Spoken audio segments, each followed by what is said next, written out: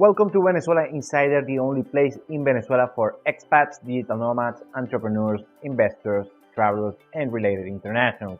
For more information, venezuelainsider.com. Today I want to do a food for thought video. I like to do this once in a while.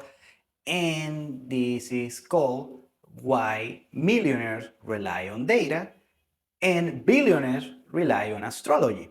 And yeah, just food for thought and something I wanted to discuss today, just for the fun of it. And please take it with a grain of salt. It's not like Warren Buffett or Jeff Bezos or Elon Musk are doing astrology and seeing the rising of their zodiac sign in order to take major business decisions.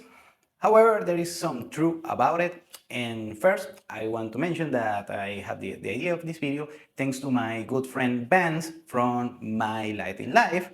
Shout out to Vance if he watched this.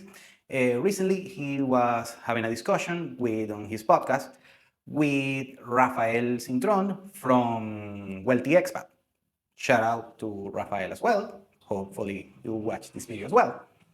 And they were talking about, in case you don't know either one of them, Vance is, of course, is very big on the Latin expat life. Of course, he has his own business and also his podcast that I visited a year ago or so. And also, Rafael is very big on this. He has a company and a platform called Wealthy Expat. So he deals with a lot of successful people that want to get a golden visa or a second passport on the Caribbean and so on. Very good. And he was talking about the mindset of course, the successful people, the millionaires and billionaires. And something that got me is they're talking about, and especially Rafael, talking about how millionaires and successful people rely heavily on data. Funny thing though, they say that I relate a lot on data. I'm saying that I'm a millionaire, but that's kind of my process, my thought process.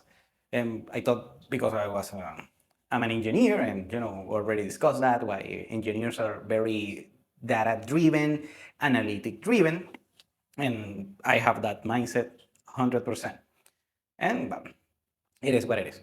However, billionaires have the mindset of, more of a touchy-feely kind of thing, more subjective process, and they rely on astrology. And something is very funny because, for instance, my mother is a very successful female, and actually she relies on astrology. She always tells me, oh, come on, son, we are on Mercury retrograde. I don't remember the name on English, something like that. Mercurio retrogrado, Mercury retrograde, something like that. Because something about the Mercury and the moon that gives bad vibes and also bad vibes, and also brings bad luck in order when you're doing something big like signing a business deal or something of that nature. In this conversation, he mentions that many billionaires, and I don't deal with billionaires with a P that much, just with M, and he says that I know some people here on the big shots here in Venezuela, they relied on witchcraft. I heard that actually there's an urban legend here in Venezuela, the biggest, the top dog guys in Venezuela, the most powerful men in Venezuela, they rely on witchcraft, stuff like that. Well, that's a conversation for another day. But Rafael mentions that, yeah, the big guys, talking the big weights, the heavyweights, they rely a lot on the astrology. Oh, I'm not feeling that this because my zodiac sign says that this particular business we're going to close, maybe do it another month.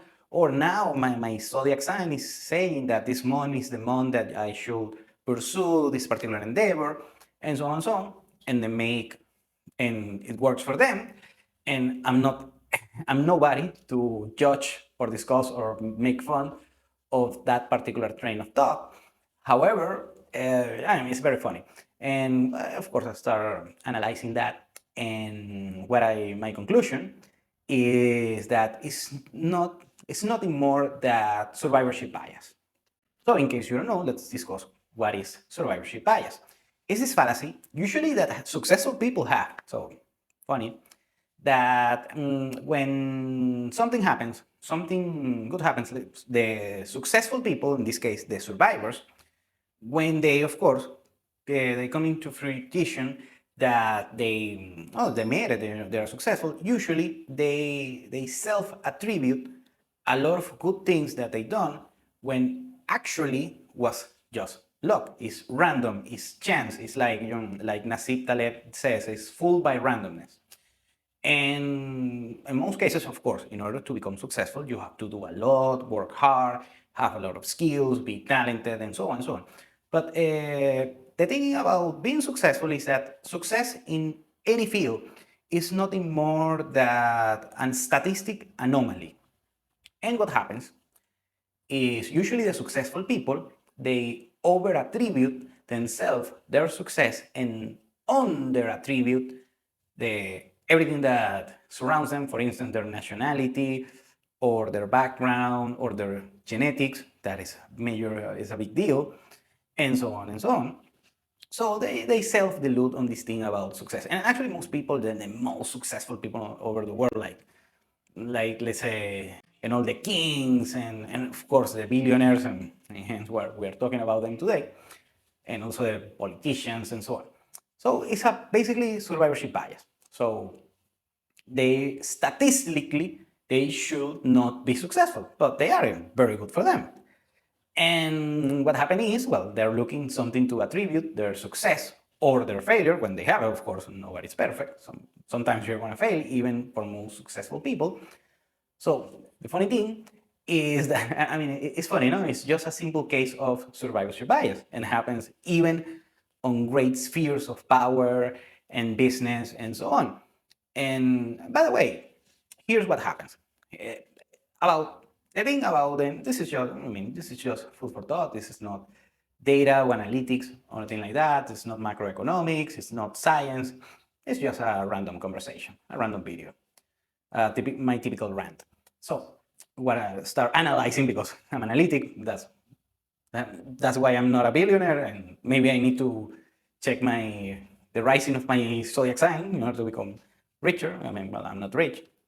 Well, anyway, so what start thinking is that statistic anomalies look a reason in order to, what happened, and sometimes things just happen, and that's it.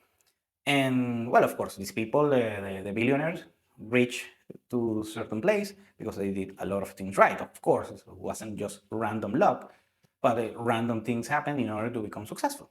Could be genetics, could be someone that you know, or you were on the right place at the right time.